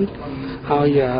យមិនមានការងារធ្វើច្រើនណាស់ទៅទុកការងារនេះជួនអាជ្ញាធរអប្សរាលោកធ្វើការបន្តបណ្ដោយគណៈកម្មការទី7សំណុំពរដល់ទទូចនឹងបាននឹងសិក្សានៅការងារនេះបន្តទៀតគូបញ្ជាក់ថាបច្ចុប្បន្ននេះអាជ្ញាធរអប្សរាគឺជាអ្នកទទួលខុសត្រូវលើចំណូលថវិកាដែលបានមកពីភ្ញៀវទេសចរដែលមកទស្សនាកម្សាន្តនៅឯប្រាង្គប្រាសាទអង្គរវត្តដល់ឡែកសម្រាប់ក្រសួងទេសចរគឺមិនបានដឹងអំពីការចំណូលចំណាយនេះទេព្រោះក្រសួងមិនមានភារកិច្ចលើបញ្ហានោះឡើយនេះគឺជាការបញ្ជាក់បន្ថែមពីសំណាក់លោកថោងខុនអាជ្ញាធរអប្សរាតាមប្រជុំអត់ដឹងគឺចំណូលទាំងអស់គឺត្រូវបង់ទៅក្រសួងហិរញ្ញវត្ថុតាមរយៈអាជ្ញាធរអប្សរាមានការគ្រប់គ្រងបញ្ចប់មកចំណូលក្នុងមួយឆ្នាំប្រមាណដែរខ្ញុំបានអត់ដឹងបាទការងារទាំងពីរបាទសូមបញ្ជាក់ផងដែរថាបើតាមការបញ្ជាក់ពីគណៈកម្មការទី7កាលពីពេលកន្លងមកក្រៅពីការសួរដេញដោលអំពីបញ្ហានៅឯប្រាង្គប្រាសាទអង្គរវត្តក៏នឹងសួរដេញដោលអំពីបញ្ហានៅភ្នំបូកគោផងដែរលោកយ៉ែមបញ្ញរិទ្ធបានបញ្ជាក់បន្ថែមថាសម្រាប់បញ្ហានៅតំបន់ភ្នំបូកគោគឺក្រសួងទេសចរនិងគណៈកម្មការមិនបានពិភាក្សាលម្អិតអំពីបញ្ហានេះទេដោយក្រសួងទុកពេលឲ្យគណៈកម្មការទៅពិនិត្យនៅស្ថានភាពទីនោះដោយផ្ទាល់យើងមិនបានលម្អិតទៅស៊ីជម្រៅទេក៏ប៉ុន្តែយើងនឹងមានឱកាសជួបគ្នាលើក្រោយទៀតក៏ប៉ុន្តែនៅមានបញ្ហាមួយចំនួនអាដាមក៏មានប្រសាសន៍ដែរចង់ឲ្យគណៈកម្មការទី7ទៅធ្វើបេសកកម្មមើលដោយផ្ទាល់តែម្ដងចាស់លោកអ្នកនាងទៅនឹងបានស្ដាប់នៅនីតិហេតុការណ៍សំខាន់ដែលស្ដីពីគណៈកម្មការទី7ស្នើឲ្យក្រសួងទេសចរជាអ្នកគ្រប់គ្រងការលក់សម្បត្តិនៅអង្គរវត្តបើខ្ញុំដឹងខ្ញុំផ្សាយឲ្យអ្នកដឹងបើខ្ញុំយល់ខ្ញុំបញ្យល់ឲ្យអ្នកយល់ខ្ញុំគឺវិទ្យុខ្មែរអន្តរជាតិ VO FM ព័ត៌មានឈានមុខវិទ្យុខ្មែរអន្តរជាតិ VU FM នីតិពាណិជ្ជករប្រចាំសប្តាហ៍ទន្ទឹមនឹងការអភិវឌ្ឍវិស័យព័ត៌មានសិល្បៈភាពយន្តប្រព័ន្ធផ្សព្វផ្សាយព័ត៌មានក្រុមហ៊ុនផលិតភាពយន្តវីដេអូក៏បានរីកដុះដាលផងដែរនៅប្រទេសកម្ពុជាដែលឡែកChenla Mediaវិញគឺជាប្រព័ន្ធផ្សព្វផ្សាយព័ត៌មានទាក់ទងទៅនឹងការផលិតរឿងខ្លីផលិតវីដេអូដែលមានសារៈប្រយោជន៍នៅក្នុងសង្គមខ្មែរដើម្បីចូលទៅក្នុងប្រព័ន្ធអ៊ីនធឺណិតដែលមានដូចជាគេហទំព័រនិង YouTube ជាដើមតើកន្លងមកChenla Mediaបានផលិតខ្សែវីដេអូអ្វីខ្លះជាបន្តសូមលោកអ្នកនាងស្ដាប់បទសម្ភាសន៍រវាងលៀងធីតានិងលោកតារាសាយុទ្ធជាស្ថាបនិកChenla Mediaដូចតទៅជំរាបសួរលោកតារាសាយុទ្ធបាទជំរាបសួរលោកគឺជាសហស្ថាបនិកChenla Mediaលោកតារាសាយុទ្ធជាសំណួរដំបូងនាងខ្ញុំចង់ឲ្យលោកបញ្ជាក់ថាតើChenla Mediaនឹងមានបង្កើតសេវាកម្មអ្វីខ្លះបម្រើជូនដល់អតិថិជនបាទជាដំបូងខ្ញុំសូមជំរាបសួរក៏ដូចជាអរគុណទៅដល់វិទ្យុវីយ៉ូនិងកញ្ញាដែលបានផ្ដល់ជាឱកាសឲ្យខ្ញុំបាទជាសហស្ថាបនិកនិងជាតំណាងឲ្យក្រុមការងាររបស់Chenla Mediaមានឱកាសក្នុងការចែករំលែកបទពិសោធន៍នៅក្នុងអាជីវកម្មរបស់ពួកយើងទៅកាន់ប្រិយមិត្តអ្នកស្ដាប់នៅពេលនេះបាទChenla Mediaយើងមានសេវាកម្មទទួលផលិតជាវីដេអូឯកសារផលិតជាស្ប៉ុតផ្សព្វផ្សាយពាណិជ្ជកម្មសម្រាប់ផ្សាយតាមទូរទស្សន៍និងវិទ្យុក៏ដូចជាមានថតនៅវីដេអូនិងរូបថតនៅក្នុងព្រឹត្តិការណ៍ធំៗផ្សេងៗដូចជាលក្ខណៈយុទ្ធនាការក៏ដូចជាសិក្ខាសាលាជាដើមផងដែរអញ្ចឹងតើមូលហេតុអ្វីខ្លះដែលជំរុញឲ្យលោកនឹងគឺមានគំនិតចង់រកស៊ីអាជីពនេះហើយនឹងបង្កើតChenla Mediaនេះឡើងបើសិនណាបើយើងនិយាយអំពីអាជីវកម្មមុននឹងយើងចាប់ផ្ដើមអាជីវកម្មអីមួយគឺយើងត្រូវមើលអំពីខ្លួនយើងថាតើវាគឺជាអ្វីដែលជាជំនាញរបស់យើងឬក៏អ្វីដែលយើងចូលដើរមើលស្អត់ដូច្នេះChenla Mediaថាបង្កើតដំបូងដោយសារតែខ្ញុំហើយនឹងសហស្ថាបនិករបស់យើងគឺជាអ្នកដែលបានបញ្ចប់ការសិក្សាផ្នែកគ្រប់គ្រងប្រព័ន្ធផ្សព្វផ្សាយហើយនឹងមានបទពិសោធន៍ជាច្រើនឆ្នាំធ្វើការងារទាក់ទងជាមួយនឹងសេវាកម្មទាំងអស់នេះដូច្នេះនៅពេលដល់ចំណុចមួយពួកយើងនឹកឃើញថាយើងគួរតែចាប់ដៃគ្នាដើម្បីបង្កើតអ្វីមួយឡើងដូច្នេះគឺយើងចាប់ផ្ដើមបង្កើតជាChenla Mediaនេះអញ្ចឹងនិយាយឲ្យខ្លីទៅគឺយើងមើលឃើញថាវាគឺជាអ្វីដែលយើងចូលចិត្តនិងវាគឺជាជំនាញរបស់យើងហើយទី2គឺយើងមិនអាចភ្លេចផងទេទាក់ទងជាមួយនឹងផ្នែកទីផ្សារបើមិនណាបើយើងធ្វើអាជីវកម្មមួយដោយមិនមានទីផ្សារក៏យើងជួបជាមួយនឹងភាពបរាជ័យដែរហើយអញ្ចឹងទាក់ទងជាមួយនឹងសេវាកម្មផលិតវីដេអូនេះបើនិយាយអំពីទីផ្សារវិញគឺវានៅមានភាពទូលំទូលាយដោយសារតែបើយើងមើលតែសម្រាប់ទីផ្សារសម្រាប់អង្គការមិនមែនរដ្ឋាភិបាលយើងឃើញថាមានអង្គការជាច្រើននៅក្នុងប្រទេសកម្ពុជាយើងហើយអង្គការទាំងអស់នោះគឺគាត់ត្រូវការវីដេអូជាការសំខាន់ដើម្បីប្រាប់ទៅកាន់ម្ចាស់ជំនួយក៏ដូចជាភាគីដែលពាក់ព័ន្ធពីការងារពីអ្វីដែលគាត់កំពុងតែធ្វើដូច្នេះសេវាកម្មរបស់យើងគឺផ្ដល់ជូននៅការផលិតវីដេអូទាំងអស់នេះទៅកាន់ពួកគាត់ដែលជាអង្គការក៏ដូចជាស្ថាប័ននានាអូខេចា៎បើតាមនាងខ្ញុំមើលទៅគឺChenla Mediaហ្នឹងគឺបានផលិតវីដេអូជាច្រើនអញ្ចឹងតើលោកអាចបញ្ជាក់បានទេថាតើការផលិតវីដេអូរបស់Chenla Mediaហ្នឹងគឺបានប៉ុន្មានហើយវីដេអូទាំងនោះគឺមានលក្ខណៈបែបណាដែរចា៎យើងចាប់ផ្ដើមខែ4ឆ្នាំ2014អញ្ចឹងរហូតមកដល់ពេលនេះគឺយើងមានរយៈពេលនិយាយទៅកន្លះឆ្នាំហើយដូច្នេះក្នុងរយៈពេលកន្លះឆ្នាំនេះយើងបានទទួលផលិតឲ្យ client ឲ្យអតិថិជនរបស់យើងដែលមានចំនួន17អតិថិជនធំដែលមានទាំងស្ថាប័នជាតិស្ថាប័នអន្តរជាតិហើយក៏ដូចជាអង្គការក៏ដូចជាក្រុមហ៊ុនផងដែរអញ្ចឹងនៅក្នុងនោះក៏យើងបានផលិតវីដេអូយើងទទួលបានគម្រោងជាង20គម្រោងដោយសារតែជាមួយនឹងអតិថិជនខ្លះគឺគាត់មករកយើងម្ដងហើយពេលដែលបន្ទាប់មកគាត់មានគម្រោងមួយផ្សេងទៀតគាត់បានតាក់ទងជាមួយយើងម្ដងទៀតអញ្ចឹងយើងបានផលិតបានជាង20គម្រោងហើយបើនិយាយពីវីដេអូវិញយើងបានដាក់នៅលើ YouTube Channel របស់យើងចំនួនជាង80វីដេអូហើយ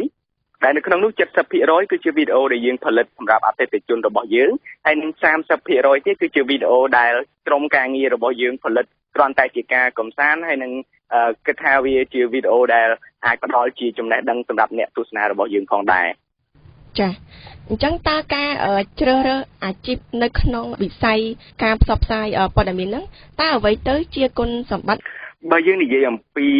គុណសម្បត្តិឬក៏ផលប្រយោជន៍នៃការបង្កើតអាជីវកម្មនេះខ្ញុំគិតថាអ្វីដែលសំខាន់គឺយើងបានផ្ដល់ការងារទៅឲ្យយុវជនខ្មែរយើងភាគច្រើននៅក្នុងវិស័យនេះអ្នកដែលគ្របដណ្ដប់ទីផ្សារកាលពីមុនមកគឺជាបរទេសអញ្ចឹងនៅពេលណាដែលគេនឹកឃើញថាចង់ធ្វើវីដេអូឯកសារអ្វីមួយគេគិតថាទាល់តែបរទេសគឺថាមានលទ្ធភាពក្នុងការផលិតវីដេអូដែលមានគុណភាពហើយដូច្នេះChenla Mediaបង្កើតឡើងដើម្បីបង្ហាញប្រាប់ថាChenla Media គឺជាស្ថាប័នមួយដែលបង្កើតដោយកូនខ្មែរអ្នកធ្វើការទាំងអស់ក៏ខ្មែរប៉ុន្តែយើងផលិតវីដេអូដែលមានគុណភាពស្តង់ដារអាចប្រកួតប្រជែងបានហើយយើងបណ្ដុះបណ្ដាលយុវជន ដើម្បីឲ្យពួកគាត់មានលទ្ធភាពដើរតួនាទីយ៉ាងសំខាន់ក្នុងការផលិតវីដេអូទាំងអស់នេះ ចាបើយើងមើលទៅនៅក្នុងប្រទេសកម្ពុជាហ្នឹងគឺខាងផ្នែកក្រុមហ៊ុនផ្នែកផ្សព្វផ្សាយឬក៏អាចហៅថា media ហ្នឹងគឺកំពុងតែរីកដុះដាលដោយផ្សិតអញ្ចឹងតើក្នុងការប្រកួតប្រជែងគឺមានលក្ខណៈបែបណានៅក្នុងវិស័យនេះ បើយើងនិយាយអំពីការប្រកួតប្រជែងនៅក្នុងអាជីវកម្មណាក៏ដោយគឺយើងជាមិនផុតនោះទេពីការប្រកួតប្រជែងហើយជាពិសេសនៅក្នុងតំបន់អាស៊ីយើងនេះទៀតអាជីវកម្មភាគច្រើនគឺធ្វើតាមគ្នាខ្ញុំលើកឧទាហរណ៍ថាកន្លែងមួយចាប់ផ្ដើមបើកបង្កើតលក់ទូរស័ព្ទយើងឃើញនៅក្បែរហ្នឹងឃើញមានហាងលក់ទូរស័ព្ទធ្វើដូចគ្នាហ្នឹងអញ្ចឹងជាក់ស្ដែងក្នុងវិស័យនេះដែរនៅក្នុងប្រទេសកម្ពុជាយើងឃើញថាកំពុងតែមានក្រុមហ៊ុនជាច្រើនកំពុងតែចាប់ផ្ដើមបង្កើតឲ្យមានការផលិតវីដេអូនេះដោយសារតែយើងសង្កេតឃើញថាទី1តម្លៃនៃសម្ភារៈទាំងអស់នេះវាមានការធ្លាក់ចុះដូច្នេះធ្វើឲ្យអ្នកដែលគាត់មានគំនិតចង់បង្កើតអាជីវកម្មនេះគាត់មិនចាំបាច់ចំណាយដើមទុនច្រើនប៉ុន្តែអ្វីដែលជាឡាមីឌាផ្ដោតសំខាន់យើងទទួលស្គាល់ថាក្នុងការផលិតវីដេអូមួយដែលអាចមើលបានគឺមិនចាំបាច់ពិបាកនោះទេគ្រាន់តែមានទូរស័ព្ទឬក៏សម្ភារៈល្មមក៏អាចធ្វើបានដែរប៉ុន្តែជាឡាមីឌាអ្វីដែលយើងខុសពីគេគឺយើងធ្វើវីដេអូមួយដែលមិនត្រឹមតែគ្រាន់តែមើលបានទេប៉ុន្តែមានន័យគ្រប់គ្រាន់ល្អទាំងសំឡេងល្អទាំងរូបភាពនេះគឺជាអ្វីដែលយើងខុសពីគេហើយមួយវិញទៀតអ្វីដែលយើងលក់គឺយើងលក់គំនិតច្នៃប្រឌិតរបស់យើងគុណភាពហើយនិងទំនុកចិត្តសេវាកម្មគឺជារឿងមួយដ៏សំខាន់សម្រាប់ទេឡាមីឌា ចាក្រឡេកទៅមើលពីបញ្ហាការលួចស្នាដៃឬក៏អាចហៅថាការលួចកម្មសិទ្ធិបញ្ញាហ្នឹងអញ្ចឹងតើមានបញ្ហាចម្បងដែរឬទេចំពោះ Chela Media បាទយើងធ្លាប់មានបញ្ហាទាក់ទងជាមួយនឹងការលួចចម្លងស្នាដៃដែរដោយសារតែមានស្ថាប័នមួយក៏ធ្លាប់យកវីដេអូដែល Chela Media បានផលិតគាត់ទាញយកហើយគាត់ដាក់ទៅក្នុង channel របស់គាត់តែក្រោយមកយើងក៏បានប្រាប់ទៅគាត់វិញដើម្បីឲ្យលុបចោលនៅវីដេអូដែលគាត់យកទៅបង្ហោះហ្នឹងតែដូច្នេះហើយយើងពិបាកនឹងទប់ស្កាត់ដោយសារតែបច្ចេកវិទ្យាកាន់តែដើរទៅមុខដូច្នេះធ្វើឲ្យការលួចចម្លងនៅតាមប្រព័ន្ធអ៊ីនធឺណិតហ្នឹងមានលក្ខណៈងាយស្រួលដូច្នេះ Chela Media យើងបានបង្កើតជាគោលការណ៍មួយគឺរាល់វីដេអូដែលយើងធ្វើក្រោយនេះគឺយើងដំឡើងជា logo របស់យើងនៅលើវីដេអូទាំងអស់នោះ ចាអញ្ចឹងលោកតារាសាយុទ្ធក្នុងនាមលោកធ្វើការនៅក្នុងវិស័យផ្នែកនេះតើលោកអាចចែករំលែកបទពិសោធន៍របស់លោកបានទេថាតើកត្តាអ្វីខ្លះដែលជំរុញឲ្យទៅដល់ភាពជោគជ័យក ត្តាសំខាន់ដែលខ្ញុំចង់លើកនេះគឺទី1ទាក់ទងជាមួយនឹងក្រុមការងារគឺការងារជាក្រុមខ្ញុំតែងតែប្រាប់បុគ្គលិករបស់ខ្ញុំទាំងអស់ហើយជាអ្វីដែលខ្ញុំចាំទុកក្នុងចិត្តថាប្រសិនណាបើយើងដើរម្នាក់ឯងគឺយើងដើរបានលឿនប៉ុន្តែប្រសិនណាបើយើងដើរជាក្រុមគឺយើងដើរបានឆ្ងាយដូច្នេះហើយការងារដែល Chela Media បានសម្រេចបានមកដល់ពេលនេះมันអាចធ្វើឡើងប្រសិនណាបើមានតែខ្ញុំម្នាក់ឯងទេដូច្នេះមានការចូលរួមពីសហស្ថាបនិករបស់ខ្ញុំក៏ដូចជាក្រុមការងាររបស់ខ្ញុំដែលពួកគាត់ចូលរួមចំណែកយ៉ាងសកម្មក្នុងការធ្វើឲ្យ Chela Media ដើរទៅមុខប្រសិនណាបើខ្ញុំជាអ្នកដើរតែទៅខាងក្រៅហើយអ្នកដែលនៅខាងក្នុងគាត់អត់ធ្វើការឬក៏គាត់មិនយកចិត្តទុកដាក់ចំពោះការងាររបស់គាត់គឺយើងប្រកាសជាបរាជ័យហើយប៉ុន្តែរាល់ថ្ងៃបុគ្គលិករបស់ខ្ញុំពេលខ្លះនៅក្នុងថ្ងៃឈប់សម្រាកខ្ញុំមិនចាំបាច់ប្រាប់គាត់ថាគួរតែមកទេប៉ុន្តែដោយសារតែការងារក៏អត់ទាន់បញ្ចប់គាត់មកបញ្ចប់ដោយខ្លួនគាត់នេះហើយគឺជាចរិតមួយគឺជាតម្លៃមួយដែលយើងព្យាយាមបង្កើតឲ្យមាននៅក្នុង Chela Media កត្តាទី2ដែលសំខាន់ដែរគឺទំនាក់ទំនងនៅពេលដែលយើងធ្វើអាជីវកម្មជាពិសេសអាជីវកម្មទាក់ទងជាមួយនឹងសេវាកម្មដូចយើងនេះប្រសិនណាបើយើងខ្ញុំឧទាហរណ៍ថាយើងចេះធ្វើនំដ៏ឆ្ងាញ់ប៉ុន្តែយើងចាក់សោទុកក្នុងផ្ទះដូច្នេះមិនមានអ្នកណាស្គាល់អំពីនំរបស់យើងដ៏ឆ្ងាញ់នេះទេដូចគ្នានឹងដែរប្រសិនណាបើ Chela Media អាចធ្វើវីដេអូបានដែលល្អប៉ុន្តែមិនប្រាប់គេថាយើងអាចធ្វើបានគេមិនស្គាល់ទេដូច្នេះគឺអ្នកទាំងអស់គ្នានៅក្នុង Chela Media គឺយើងដើរចេញទៅក្រៅយើងជួបជាមួយមនុស្សផ្សេងៗគ្នាយើងប្រាប់ពីអ្វីដែលយើងអាចធ្វើបានដូច្នេះកត្តាទំនាក់ទំនងគឺជារឿងមួយដ៏សំខាន់កត្តាទី3ដែលសំខាន់ដែរគឺយើងត្រូវតែមានផែនការច្បាស់លាស់អញ្ចឹងជាអ្នកដឹកនាំក៏ដោយទាំងបុគ្គលិកក៏ដោយគាត់ត្រូវមានផែនការគាត់ត្រូវមានទស្សនវិស័យយើងធ្វើអ្វីយើងមិនគិតតែនៅក្នុងរយៈពេលខ្លីទេយើងត្រូវចង់ដឹងថាយើងត្រូវចង់បានថាក្នុងរយៈពេល5ឆ្នាំទៅមុខតើយើងចង់ឈរនៅចំណុចណាមួយនៃការប្រកួតប្រជែងតែយើងគ្រាន់តែនៅចង់ធ្វើវីដេអូប៉ុណ្ណឹងឬក៏យើងចង់ពង្រីកទៅណាទៀតដូច្នេះការដែលមានផែនការគឺជាសារៈសំខាន់មួយផងដែរដូច្នេះខ្ញុំសូមលើកតែ3ចំណុចហ្នឹងគឺជារឿងសំខាន់អញ្ចឹងលោកតារាសាយុទ្ធជាអនុសាសន៍ចុងក្រោយតើលោកមានពាក្យពេចន៍ផ្ដាំផ្ញើទៅដល់ប្រិយមិត្តអ្នកស្ដាប់បាទជាចុងក្រោយនេះខ្ញុំសូមលើកទឹកចិត្តដល់យុវជនខ្មែរទាំងអស់ដែលថាគាត់មានគំនិតចង់បង្កើតនៅអ្វីមួយសូមឲ្យគាត់បោះបង់នូវភាពភ័យខ្លាចហើយចាប់ផ្ដើមយកអ្វីដែលគាត់គិតនឹងក្តីស្រមៃរបស់គាត់នឹងគួរតែចាប់ផ្ដើមពីថ្ងៃនេះទៅព្រោះកន្លងមកយើងឃើញថាយុវជនភាគច្រើនដែលគាត់រៀនចប់គាត់គិតថាគាត់ត្រូវតែទៅធ្វើការឲ្យគេហើយ ប៉ុន្តែមិនប្រកាសថា100%សុទ្ធតែអញ្ចឹងទេយុវជនខ្លះគាត់មានគំនិតចង់ធ្វើអីមួយដែលអត់ទាន់មានទីផ្សារហ្នឹងនៅក្នុងប្រទេសកម្ពុជាទេដូច្នេះខ្ញុំលើកទឹកចិត្តពួកគាត់ថាចាប់ផ្ដើមវាហើយកុំមានភាពភ័យខ្លាចបើសិនណាបើយើងគ្រាន់តែភាពភ័យខ្លាចប៉ុណ្ណឹងយើងបោះបង់ចោលអ្វីដែលជាក្តីសម័យរបស់យើងវាជាកំហុសមួយដ៏ធ្ងន់ធ្ងរដូច្នេះចាប់ផ្ដើមពីថ្ងៃនេះសូមអរគុណនិងជម្រាបលាលោកតារាសាយុទ្ធដែលផ្ដល់កិច្ចសម្ភារនៅក្នុងថ្ងៃនេះបាទសូមអរគុណសូមជម្រាបលាបាទចាស់លោកអ្នកនាងទៅនឹងបានស្ដាប់នៅនីតិភ្ញៀវប្រចាំសប្តាហ៍នាល្ងាចនេះស្ដីពីចេនឡាមេឌៀនិយាយថាកូនខ្មែរក៏អាចផលិតវីដេអូដូចបរទេសបានដែរព្រឹត្តិការណ៍នយោបាយសេដ្ឋកិច្ចនិងសង្គមមានផ្សាយជូនរៀងរាល់ថ្ងៃនៅក្នុងកម្មវិធីព័ត៌មានពេលព្រឹកចាប់ពីម៉ោង 6 ដល់ម៉ោង 7 ពេលថ្ងៃចាប់ពីម៉ោង 12 ដល់ម៉ោង 1 រសៀលពេលល្ងាចចាប់ពីម៉ោង 6 ដល់ម៉ោង 7 យប់វិទ្យុខ្មែរអន្តរជាតិ VO FM ព័ត៌មានឈានមុខស៊ីម៉ុងដែលមានគុណភាពខ្ពស់កម្រិតស្តង់ដារមានភាពរឹងមាំជាប់ស្វិតរហ័សទាន់ចិត្តនិងចំណេញថវិកាស៊ីម៉ុងអូតគឺជាស៊ីម៉ុងតែមួយគត់ដែលជុំជឿរើសស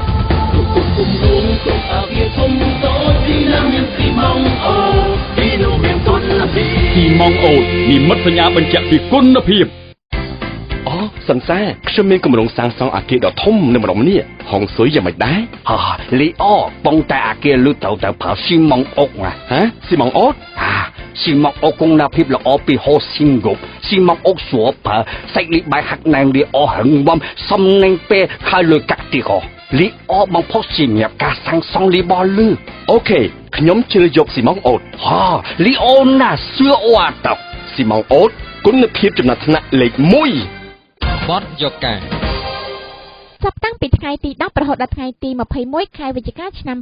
2014មន្ទីរពេទ្យមិត្តភាពខ្មែរសូវៀតបានបើកព្យាបាលជំងឺដែលឥតគិតថ្លៃសម្រាប់កុមារនិងមនុស្សទូទៅការពិនិត្យព្យាបាលជំងឺដែលឥតបង់ថ្លៃនេះគឺជាកិច្ចសហការរវាងមន្ទីរពេទ្យមិត្តភាពខ្មែរសូវៀតជាមួយវេជ្ជបណ្ឌិតឯកទេសជំងឺភ្នែកកុមារមកពីប្រទេសអូស្ត្រាលីតែការព្យាបាលដែលឥតគិតថ្លៃនេះបានជួយអ្វីខ្លះដល់អ្នកដែលមានបញ្ហាភ្នែកជាពិសេសកុមារជាបន្តសូមលោកអ្នកនាងស្ដាប់បទយកការដែលរៀបចំឡើងដោយសោភ័ណ្ឌវេហាមន្ទីរពេទ្យមិត្តភាពខ្មែរសូវៀតបានបើកព្យាបាលជំងឺភ្នែកដែលឥតគិតថ្លៃជូនប្រជាពលរដ្ឋជាពិសេសកុមារជាវេជ្ជបណ្ឌិតមួយរូបបម្រើការនៅក្នុងមន្ទីរពេទ្យមិត្តភាពខ្មែរសូវៀតផ្នែកព្យាបាលភ្នែកលោកសាលីធីរិតបានមានប្រសាសន៍ថាការព្យាបាលជំងឺភ្នែកនៅពេលនេះគឺទទួលបានជំនួយមួយភាគពីសប្បុរសធម៌និងការជួយពីវេជ្ជបណ្ឌិតឯកទេសខាងជំងឺភ្នែកកុមារដែលមកពីប្រទេសអូស្ត្រាលីលោកបន្ថែមទៀតថាទោះបីជាមានជំនួយសប្បុរសធម៌ក៏ពិតមែនអ្វីដែលសំខាន់នោះគឺគ្រូពេទ្យខ្លួនឯងដែលមានទឹកចិត្តក្នុងការងារនេះដើម្បីឲ្យអ្នកជំងឺជឿជាក់លើមន្ទីរពេទ្យមួយចំនួនទូចនោះយើងមានជំនួយប៉ុន្តែបើនិយាយពីជំនួយហ្នឹងតិចតួចសម្រាប់ទឹកចិត្តហ្នឹងក្នុងការគេជួយហ្នឹងអត់គ្រប់គ្រាន់ទេប៉ុន្តែគ្រូពេទ្យគាត់មានទឹកចិត្តក្នុងការធ្វើហ្នឹងណាបាច់ពឹងជំនួយមួយចំនួនណានោះអត់មានជំនួយមានទីពេទ្យហ្នឹងគាត់ឧបត្ថម្ភមូលនិធិសម្បត្តិអីចឹងទៅគាត់ជួយមួយចំនួនទៅ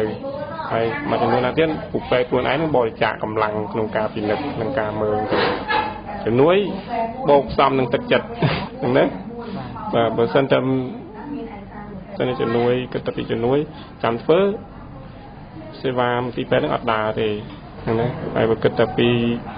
គ្រូពេទ្យមានអត់មានទឹកចិត្តក៏សេវានឹងអត់ដើរដែរអញ្ចឹងតាក់ទងនឹងហើយបើអ្នកជំងឺអត់ជឿគ្រូពេទ្យក៏សេវានឹងអត់ដើរដែរវាបូកផ្សំនេះទាំងអស់ជាការពិតណាស់ការព្យាបាលដែលឥតគិតថ្លៃជាក្តីប្រាថ្នារបស់ប្រជាពលរដ្ឋក្រីក្រលោកយាយកុលឆាយរស់នៅខេត្តពោធិ៍សាត់ដែលមានបញ្ហាភ្នែកបានប្រាប់ឲ្យដឹងថាលោកយាយមានបញ្ហាភ្នែកមើលមិនសូវឃើញគាត់បានឮការផ្សាយតាមវិទ្យុទើបបបួលកូនមកព្យាបាលនៅភ្នំពេញតាមឮសូកឯផ្សាយតាមប៉ុស្តិ៍អញ្ចឹងកូនហើយដល់អញ្ចឹងគេមកផ្សាយតាមប៉ុស្តិ៍រ៉ាឌីយ៉ូស្ដាប់តាមប៉ុស្តិ៍ហ្នឹងមកហ្នឹងកូនគេនាំមកពិបាកកូនពិបាកមើលវាមិនឃើញវាពិបាកហើយឈឺភ្នែកហ្នឹងមកចុកក្នុងក្របភ្នែកហើយឈឺទៅក្បាលរហូតក្បាលអូយខ្ញុំឈឺយូរហើយតែបកហើយមិនជាហៀងឯនៅមិនជាហៀង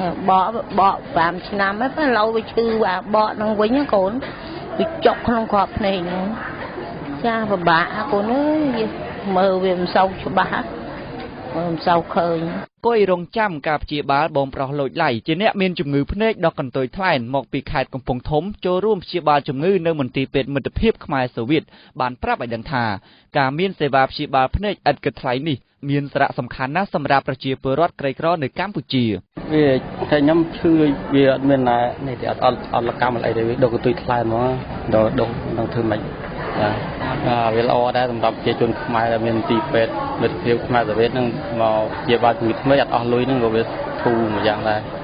លោកវិជ្ជបណ្ឌិតសាលីធីរិតបម្រើការនៅមន្ទីរពេទ្យមិត្តភាពខ្មែរសូវៀតបានមានប្រសាសន៍ថាភាគច្រើនការព្យាបាលនៅពេលនេះសម្បូរអ្នកដែលមានជំងឺភ្នែកឡើងបាយហើយមួយចំនួនទៀតជាអ្នកជំងឺបាយភ្នែកហៅថាក្លូកូមមានន័យថាជំងឺទឹកដក់ក្នុងភ្នែកនិងបញ្ហាមួយទៀតជំងឺទឹកនោមផ្អែមដែលបណ្ដាលឲ្យមានជំងឺទឹកដក់ក្នុងភ្នែកហើយជំងឺនេះនឹងងងឹតភ្នែកផងដែរជាច្រើនគាត់មានបញ្ហាជំងឺមនុស្សចាស់គេហៅកាត់ប្រាក់ឬក៏ឡើងបាយជាទូទៅហើយមួយចំនួនណាទៀតក៏មានបញ្ហាជំងឺបាតភ្នែកដូចជាជំងឺគេហៅក្លូកូមទឹកដក់ក្នុងភ្នែកហ្នឹងណាតោះមកអ្នកជំងឺឥឡូវមានបញ្ហារឿងទឹកនោមផ្អែមមួយទៀតទឹកនោមផ្អែមហ្នឹងវាធ្វើឲ្យខូចបាតភ្នែកដែរអាហ្នឹងក៏ឥឡូវរាល់ថ្ងៃហ្នឹងកំពុងតែមានជំងឺហ្នឹងគួរសមដែរជំងឺហ្នឹងវាធ្វើឲ្យអ្នកជំងឺអាចទៅយកល្ងឹតដែរប៉ុន្តែល្ងឹតដោយសារបាយភ្នែកគេអាចព្យាបាលបានហើយល្ងឹតដោយសារទឹកនោមផ្អែមឬទឹកដក់ហ្នឹងជាការពិបាកព្យាបាលវាហៅឃើញទាន់មិនអាចការពារបានគួរបញ្ជាក់ថាមន្ទីរពេទ្យមិត្តភាពខ្មែរសូវៀតចាប់បើកព្យាបាលជំងឺភ្នែកឥតគិតថ្លៃចាប់តាំងពីថ្ងៃទី10រហូតដល់ថ្ងៃទី21ខែវិច្ឆិកាសម្រាប់អ្នកជំងឺមិនតម្រូវឲ្យភ្ជាប់នៅឯកសារអ្វីទៅជាមួយនោះទេលោកវិជ្ជបណ្ឌិតសាលីធីរិតបានផ្ដល់ជាអនុសាសន៍មួយចំនួនដល់អ្នកមានជំងឺភ្នែកថាដើម្បីថែទាំភ្នែកឲ្យបានល្អមិនមែនអ្វីពិបាកនោះទេគ្រាន់តែឧស្សាហ៍លុបមុខសម្អាតជាញឹកញាប់នឹងពាក់វ៉ែនតាការពារកម្ដៅថ្ងៃកុំឲ្យភ្នែកឡើងបាយហើយពេលណាមានបញ្ហាភ្នែកគួរទៅពិនិត្យព្យាបាលមន្ទីរពេទ្យណាដែលមានជំនាញច្បាស់លាស់ការថែទាំភ្នែកអត់មានធំដុំទេគឺអនាម័យសម្អាតអាសាលុបមុខអាសាមួយទឹកសម្អាតគឺគ្រប់គ្រាន់ហើយហ្នឹងកាពេលម្ដងកាលវាកាហាយើងប្រើតែទឹកលុបមុខទៅវាស្អាតហើយការពារមួយទៀតហ្នឹងគឺកម្ដៅថ្ងៃក៏ជាមូលហេតុធំដែលធ្វើឲ្យអ្នកជំងឺមិនអ្នកជំងឺប្រជាជនយើងមួយចំនួនពេលដែលគាត់ជួបច្រើនគាត់ឡើងបាយណាតែតាមួកហ្នឹងជារឿងសំខាន់បើសិនមានបញ្ហាភ្នែកឲ្យឆាប់មករកសេវាហើយពេទ្យរដ្ឋពេទ្យឯកជនក៏ដោយពេទ្យរដ្ឋដែរគាត់ទុកចិត្តកន្លែងណាដែលគាត់ជឿជាក់ហ្នឹងឲ្យគាត់មកឆាប់មកព្យាបាលកុំចាំដល់ពេលមានបញ្ហាមករកសេវាភ្នែកមួយចំនួនណានោះវាហួសពេលហ្នឹងខ្ញុំសម្គាល់ទៅអញ្ចឹងណាមួយចំនួនបើសិនជាមកពេទ្យតន់ជំងឺខ្លះអត់អាចល្ងឹតទេយើងអាចជៀសវាងការល្ងឹតបានណាបើតែមកមួយចំនួនហ្នឹងគាត់ចាប់ឲ្យល្ងឹតបានមកពេទ្យវាយឺតពេលក្នុងការព្យាបាលអញ្ចឹងប៉ុន្តែជំងឺមួយចំនួនណាទៀតទោះបីមកពេទ្យតន់ក៏យើងអត់អាចជួយបានដែរប៉ុន្តែភាគច្រើនផុតខ្ញុំនិយាយឡើងវិញ 80% នៃជំងឺនេះយើងអាចជួយព្យាបាលបានហើយ 20% អាចការពារឬក៏អាចគាត់អាចប្រឈមនឹងការល្ងឹតការព្យាបាលភ្នែកដែលឥតគិតថ្លៃរបស់មន្ទីរពេទ្យខ្មែរសូវៀតបានជួយដល់ពលរដ្ឋក្រីក្រដែលមិនមានលទ្ធភាពក្នុងការព្យាបាលភ្នែកគួររំលឹកថាមន្ទីរពេទ្យមិត្តភាពខ្មែរសូវៀតជាមន្ទីរពេទ្យរដ្ឋដែលប្រជាជនកម្ពុជានិយមទៅព្យាបាលជំងឺនៅទីនោះព្រោះថាការព្យាបាលមិនសូវចំណាយថវិកាច្រើនដោយមន្ទីរពេទ្យឯកជននិងមន្ទីរពេទ្យរដ្ឋមួយចំនួនទៀតចាស់លោកអ្នកនាងទើបនឹងបានស្ដាប់នៅនីតិបទយកការថ្ងៃនេះស្ដីពីមន្ទីរពេទ្យមិត្តភាពខ្មែរសូវៀតព្យាបាលជំងឺដែលឥតគិតថ្លៃព័ត៌មានរហ័សច្បាស់លាស់មាននៅក្នុងវិទ្យុខ្មែរអន្តរជាតិ VO FM វត្តមានរបស់ខ្ញុំដើម្បីមនុស្សគ្រប់គ្នាខ្ញុំតែងមានវត្តមានក្នុងសកម្មភាពមនុស្សធម៌ខ្ញុំគឺទឹកពិសាគុណភាពអូរ៉ាល់អូរ៉ាល់គឺជាទឹកពិសាដែលមានគុណភាពអូរ៉ាល់គឺជាជម្រើសដ៏ប្រសើរដើម្បីសុខភាពនិងអារម្មណ៍ស្រស់ថ្លារីករាយជាមួយអូរ៉ាល់គ្រប់វ័យគ្រប់ទីកន្លែងនិងគ្រប់ពេលវេលាពិសាទឹកបរិសុទ្ធអូរ៉ាល់រួមកម្លាំងគ្នាដើម្បីមនុស្សធម៌ប្រិមិត្តជាទីគោរពកម្មវិធីព័ត៌មានជិតមកដល់ទីបញ្ចប់ហើយប៉ុន្តែមុននឹងបិទបញ្ចប់នាងខ្ញុំសូមសង្ខេបព័ត៌មានសំខាន់ៗឡើងវិញការសង្ខេបព័ត៌មានជាតិដំបូងនៅក្នុងថ្ងៃនេះស្ដីពី លោកហងជួនរុនរដ្ឋមន្ត្រីក្រសួងអប់រំបានបង្ហាញនៅគោលនយោបាយគន្លឹះសំខាន់ចំនួន3ក្នុងផែនការយុទ្ធសាស្ត្រវិស័យអប់រំឆ្នាំ 2014-2018 ការបង្ហាញពីផែនការយុទ្ធសាស្ត្រលើវិស័យអប់រំនេះធ្វើឡើងនៅក្នុងព្រះរាជពិធីសម្ពោធប្រើប្រាស់វិទ្យាល័យព្រះនរោត្តមសីហមុនីនៅខេត្តកំពតនាថ្ងៃទី20វិច្ឆិកានេះរដ្ឋមន្ត្រីការបរទេសអូស្ត្រាលីបានប្រើប្រាស់តួនាទីរបស់ខ្លួនជាប្រធាននៃកិច្ចប្រជុំក្រុមប្រឹក្សាសន្តិសុខនៃអង្គការសហប្រជាជាតិព្រមានយូខិនជុំវិញករណីគម្រាមកំហែងជាច្រើនលើកចែងសារពីសំណាក់ក្រុមពួកភីរវកការគម្រាមនេះធ្វើឡើងដោយប្រើប្រាស់បច្ចេកវិទ្យាទំនើបក្នុងការទំនាក់ទំនងគ្នាទៅវិញទៅមកកម្មវិធីផ្សាយព័ត៌មានរបស់ Visu Video FM នៅពេលនេះបានមកដល់ទីបញ្ចប់នាងខ្ញុំសូមអភ័យទោសរាល់កំហុសខុសឆ្គងទាំងអស់ដែលបានកើតឡើងដោយអចេតនាបន្ថែមលើនេះនាងខ្ញុំសូមអរគុណលោកអ្នកនាងក្នុងការតាមដានស្ដាប់ការផ្សាយព័ត៌មានរយៈពេលពេញ1ម៉ោងហើយក្រៅពីការស្ដាប់តាមរលកធាតុអាកាសលោកអ្នកអាចស្វែងរកព័ត៌មានបន្ថែមតាមរយៈគេហទំព័រដែលមានអាសយដ្ឋាន www.vayofm.com នៅពេលនេះនាងខ្ញុំចេញសុភានិងចេញសុជាតាព្រមទាំងសហការីនៅក្នុង Visu Video FM ទាំងអស់សូមអរគុណនិងសូមជម្រាបលា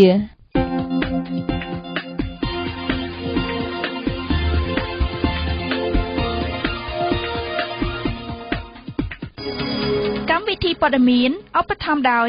ពីម៉ងអូតនិមិត្តសញ្ញាបញ្ជាក់ពីគុណភាពពិសាទឹកបរិសុទ្ធអូរ៉ាល់រួមកម្លាំងគ្នាដើម្បីមនុស្សធម៌ EasyCom ជាផ្នែកមួយនៃសហគមន៍របស់អ្នក